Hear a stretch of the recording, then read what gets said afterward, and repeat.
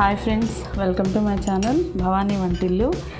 ఇవాళ మనం కొబ్బరి పాలతోటి దాల్ చేసుకుందామండి. ఇది చాలా పురాతనమైన వంటకం, ఇప్పుడు ఎవరు చేసుకోవట్లేదు అంతదిగా. ఇది కావాల్సింది ఇట్లా 2 చెక్కలు కొబ్బరి పాలు తీసుకున్నానండి. ఇది కొబ్బరి పాలు, కొంచెం ముద్దపప్పు, ఇది కందిపప్పుతో చేసిన పప్పు, పెసరపప్పుతో అయినా సరే చేసుకోవచ్చు. చిల్లిపాయలు, తాలింపు దినుసులు, కారం, పసుపు, ఉప్పు. ఇవన్నీ కావాల్సింది. టమాటో, పచ్చిమిరపకాయలు, ఉల్లిపాయలు, బెండకాయ ముక్కలు, కొత్తిమీర, కరివేపాకు, ఒక నిమ్మకాయ, 2 చెక్కలు. తయారు చేసుకునే విధానం చూపిస్తానండి. ముందుగా తాలింపు వేసుకోవాలి. ఆయిల్ వేసుకుంటున్నాను.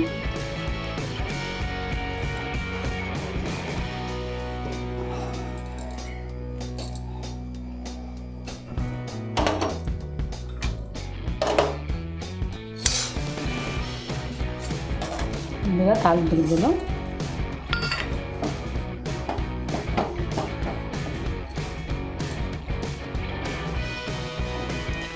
దీన్ని పెసరపప్పుతో అయినా చేసుకోవచ్చు, కందిపప్పుతో అయినా చేసుకోవచ్చు అండి. చిన్నకాయలు,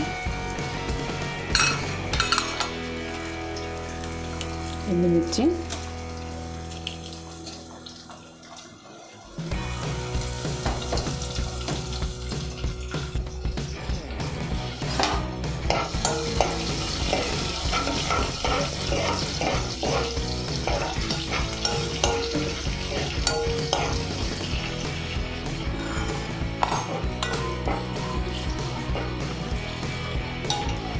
తాలింపు గింజలు వేగాయండి.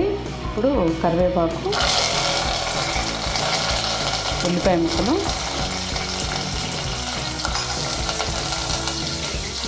బెండకాయలు, టమాటో, పచ్చిమిరపకాయలు,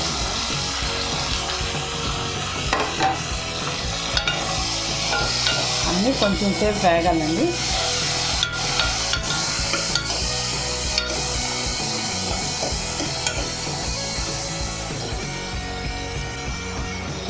కొత్తిమీర కూడా వేసాను.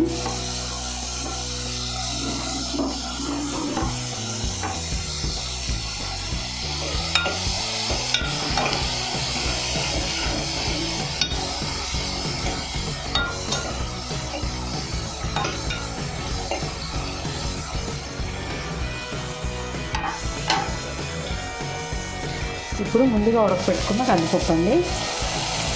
మరీ వేగకుండా కొంచెం వేగితే చాలు.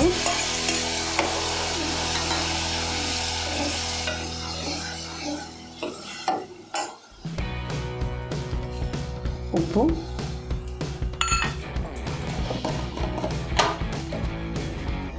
పసుపు,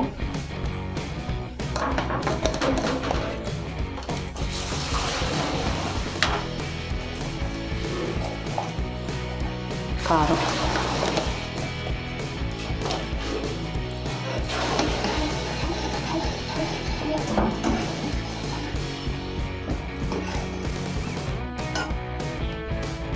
ఇప్పుడు ముందుగా తీసి పెట్టుకున్న కొబ్బరి పాలని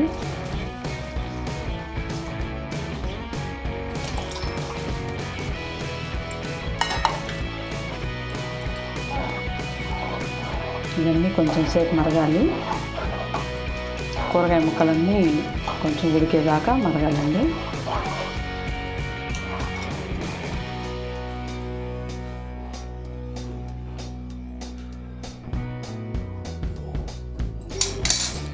ఇదిగోండి, కాగాయి ముక్కలు బాగా ఉడికిపోయాయి.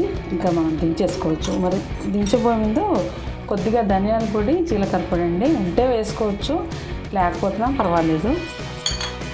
కొద్దిగా ఎంగి వేస్తున్నాను.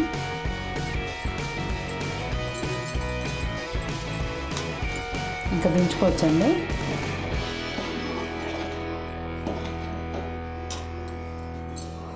దించేశాక మనం చింతపండు కానీ ఏమి వేయలేదు కాబట్టి దీనికి సరిపడా నిమ్మరసం పిండుకోవచ్చు. నేను ఒక కాయ పిండుతున్నాను. ఎవరు పులుపు తినేదాన్ని బట్టి పిండుకోవచ్చండి.